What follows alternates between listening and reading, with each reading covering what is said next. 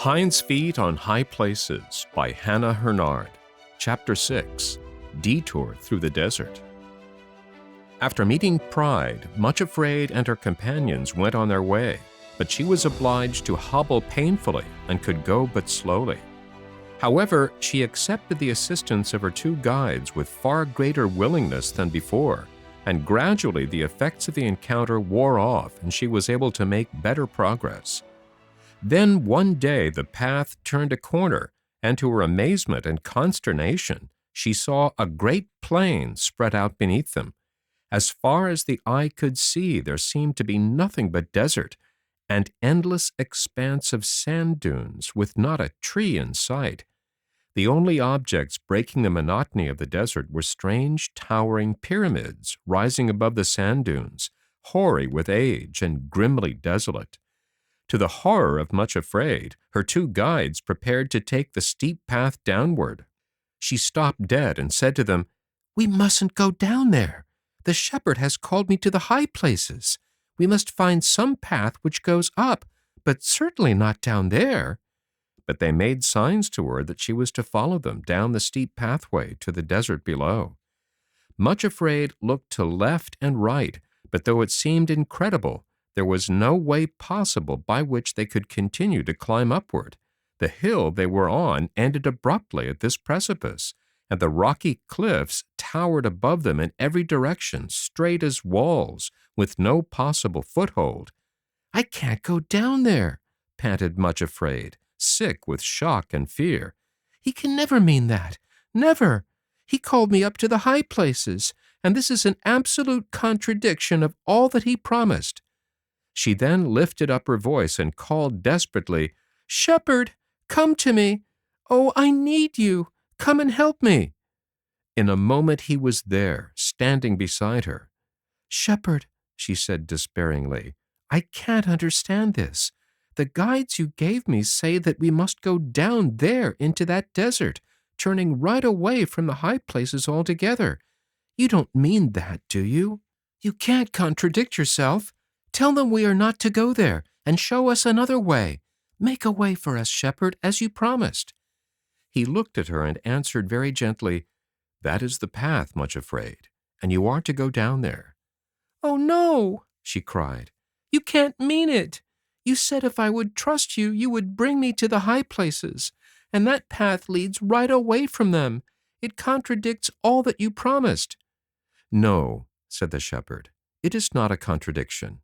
Only postponement for the best to become possible." Much Afraid felt as though he had stabbed her to the heart. "You mean," she said incredulously, "you really mean that I am to follow that path down, and down into that wilderness, and then over that desert, away from the mountains indefinitely? Why?" And there was a sob of anguish in her voice. "It may be months, even years before that path leads back to the mountains again. Oh, shepherd, do you mean it is indefinite postponement?"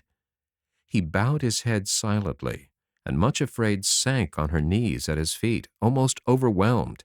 He was leading her away from her heart's desire altogether, and gave no promise at all as to when he would bring her back. As she looked out over what seemed an endless desert, the only path she could see led farther and farther away from the high places, and it was all desert. Then he answered very directly, "Much Afraid, do you love me enough to accept the postponement and the apparent contradiction of the promise, and to go down there with me into the desert?" She was still crouching at his feet, sobbing as if her heart would break, but now she looked up through her tears, caught his hand in hers, and said, trembling, "I do love you. You know that I love you. Oh, forgive me because I can't help my tears. I will go down with you into the wilderness, right away from the promise, if you really wish it. Even if you cannot tell me why it has to be, I will go with you, for you know I do love you, and you have the right to choose for me anything that you please." It was very early morning, and high above them, hanging in the sky over the silent expanse of desert, was a young crescent moon, and the morning star shining like a brilliant jewel close beside it. There Much Afraid built her first altar on the mountains, a little pile of broken rocks, and then, with the shepherd standing close beside her, she laid down on the altar her trembling, rebelling will. A little spurt of flame came from somewhere, and in an instant nothing but a heap of ashes was lying on the altar. That is to say, she thought at first there were only ashes, but the shepherd told her to look closer, and there among the ashes she saw a little stone of some kind, a dark-colored, common-looking pebble. "Pick it up and take it with you," said the shepherd gently, "as a memorial of this altar which you built, and all that it stands for." Much Afraid took the stone out of the ashes, scarcely looking at it, and feeling that to her life's end she would never need a reminder of that altar, for how could she ever forget it, or the anguish of that first surrender? But she dropped the pebble into a little purse or bag which the shepherd gave her, and put it away carefully. Then they began the descent into the desert, and at the first step Much Afraid felt a thrill of the sweetest joy and comfort surge through her, for she found that the shepherd himself was going down with them. She would not have sorrow and suffering as her only companions, but he was there too. As she started down the path, he began a song which Much Afraid had not heard before, and it sounded so sweet and comforting that her pain began to melt away. It was as though the song suggested to her a part at least of the reason for this strange postponement of all her hopes. This is the song he sang: The Closed Garden. A garden closed art thou, my love, where none thy fruits can taste, a spring shut up, a fountain sealed, an orchard run to waste. Awake, north wind, and come, thou south, blow on my garden fair, that all the spices may flow out as perfume on the air. Song of Songs, chapter 4, verses 12 to 16. They reached the desert surprisingly quickly, because, although the path was very steep indeed, Much Afraid was leaning on the shepherd and did not feel her weakness at all. By the evening of that same day they were down on the pale sand dunes and walking towards some huts in the shadow of one of the great pyramids, where they were to rest that night. At sunset, when the sky burned fiery red over the western rim of the desert, the shepherd led Much Afraid away from the huts to the foot of the pyramid. "Much Afraid," he said, "all of my servants on their way to the high places have had to make this detour through the desert. It is called the furnace of Egypt, and an horror of great darkness." Genesis 15:12 and 17. Here they have learned many things which they otherwise would have known nothing about. Abraham was the first of my servants to come this way, and this pyramid was hoary with age when he first looked upon it. Then came Joseph with tears and anguish of heart, and looked upon it too, and learned the lessons of the furnace of fire.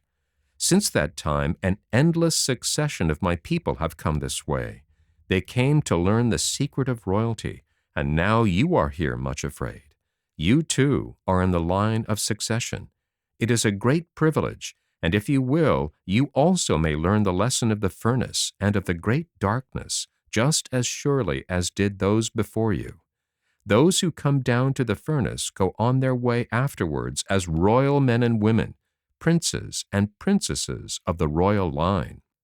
Much Afraid looked up at the towering pyramid, now shadowy and black against the sunset sky, and desolate as it looked in the waste of the desert, yet it seemed to her to be one of the most majestic objects she had ever seen.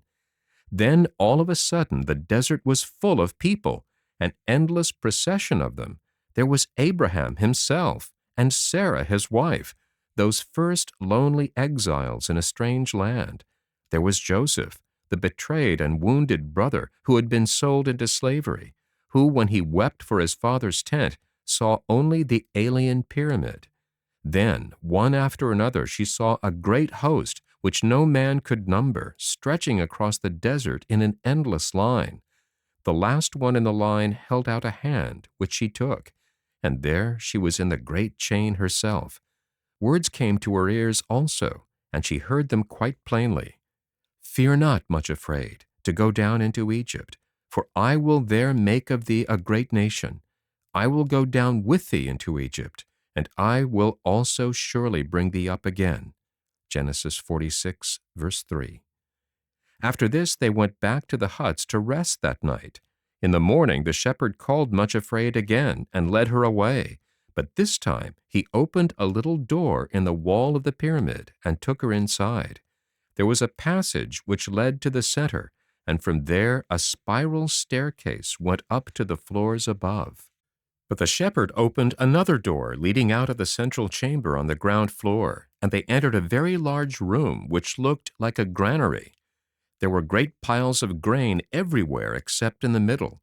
There on the open space, men were threshing the different kinds of grain in many different ways, and then grinding them to powder, some coarse and some finer. At one side were women sitting on the ground with hollow, smooth stones before them, grinding the very best of the wheat into the finest possible powder. Watching them for a while, Much Afraid saw how the grains were first beaten and bruised until they crumbled to pieces, but still the grinding and beating process continued, until at last the powder was fine enough to be used for baking the best wheat bread. "See," said the shepherd gently, "how various are the methods used for grinding the different varieties of grain, according to their special use and purpose." Then he quoted, "Dill is not threshed with a threshing instrument, neither is a cartwheel turned about upon the cumin, but the dill is beaten out with a staff, and the cumin with a rod. Bread corn is bruised, but no one crushes it forever. Neither is it broken with the wheel of a cart, nor bruised with horsemen driving over it." Isaiah 28, verses 27 and 28. As Much Afraid watched the women pounding the bread corn with their heavy stones, she noticed how long the process took before the fine white powder was finished and ready for use. Then she heard the shepherd saying, "I bring my people into Egypt that they too may be threshed and ground into the finest powder and may become bread corn for the use of others. But remember, though bread corn is bruised, no one threshes it forever, only until the bruised and broken grain is ready for its highest use. This also cometh forth from the Lord of hosts, which is wonderful in counsel and excellent in working." Verse 29. After this, the shepherd took her back to the central chamber, and they ascended the spiral staircase, twisting up and up into the darkness above. There, on the next floor, they came to another and smaller room, in the center of which stood a great wheel, flat like a table. Beside it stood a potter who wrought a work on the wheel. As he spun the wheel, he fashioned his clay into many beautiful shapes and objects. The material was cut and kneaded and shaped as he saw fit, but always the clay lay still upon the wheel, submitting to his every touch, perfectly unresisting. As they watched, the shepherd said, "In Egypt too I fashion my fairest and finest vessels and bring forth instruments for my work, according as I see fit." Jeremiah 18. Then he smiled and added, "Cannot I do with you, Much Afraid, as this potter? Behold, as the clay is in the hand of the potter, so are you in my hand." Jeremiah 18, verse 6. Last of all, he took her up the stairway to the highest floor. There they found a room with a furnace in which gold was being smelted and refined of all its dross. Also in the furnace were rough pieces of stone and rock containing crystals. These were put in the great heat of the oven and left for a time. On being taken out, behold, they were glorious jewels, flashing as though they had received the fire into their very hearts. As Much Afraid stood beside the shepherd, looking shrinkingly into the fire, he said the loveliest thing of all, "O thou afflicted, tossed with tempest, and not comforted, behold, I will lay thy stones with fair colors, and lay thy foundations with sapphires, and I will make thy windows of agates, and thy gates of carbuncles, and all thy borders of pleasant stones." Isaiah 54:11. Then he added, "My rarest and choicest jewels and my finest gold are those who have been refined in the furnace of Egypt." And he sang one verse of a little song, "I'll turn my hands upon thy heart, and purge away thy dross. I will refine thee in my fire, remake thee at my cross." They stayed at the huts in the desert for several days, and Much Afraid learned many things which she had never heard before. One thing, however, made a special impression upon her. In all that great desert, there was not a single green thing growing, neither tree nor flower nor plant, save here and there a patch of straggly gray cacti. On the last morning she was walking near the tents and huts of the desert dwellers, when in a lonely corner behind a wall she came upon a little golden yellow flower, growing all alone. An old pipe was connected with a water tank. In the pipe was one tiny hole through which came an occasional drop of water. Where the drops fell one by one, there grew the little golden flower, though where the seed had come from, Much Afraid could not imagine, for there were no birds anywhere and no other growing things. She stopped over the lonely, lovely little golden face, lifted up so hopefully and so bravely to the feeble drip, and cried out softly, "What is your name, little flower? For I never saw one like you before." The tiny plant answered at once in a tone as golden as itself, "Behold me. My name is Acceptance with Joy." Much Afraid thought of the things which she had seen in the pyramid, the threshing floor and the whirring wheel and the fiery furnace. Somehow the answer of the little golden flower which grew all alone in the waste of the desert stole into her heart and echoed there faintly but sweetly, filling her with comfort. She said to herself, "He has brought me here when I did not want to come for his own purpose. I too will look up into his face and say, 'Behold me, I am thy little handmaiden, Acceptance with Joy.'" Then she stooped down and picked up a pebble which was lying in the sand beside the flower and put it in the purse with the first altar stone.